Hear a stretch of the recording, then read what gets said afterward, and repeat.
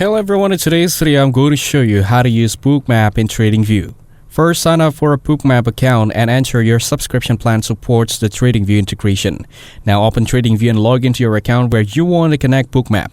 Here, install the Bookmap+TradingView plugin or link via API if provided by your Bookmap plan. In TradingView, select the chart of the asset you want to track with Bookmap. Configure the Bookmap plugin settings including data source, refresh rate, and chart style. Then, open Bookmap alongside TradingView or in a separate window for live order flow visualization. Link TradingView chart with Bookmap to sync the symbol, time frame, and price data. Customize Bookmap's heat map, volume dots, and order book layers to match your trading preferences. After that, use Bookmap's real-time order flow insights to analyze liquidity, support or resistance, and large orders while monitoring TradingView indicators. Lastly, review trades and adjust your Bookmap settings regularly to optimize visualization and improve trading decisions. That's it. Thanks for watching. Don't forget to like and subscribe for more videos.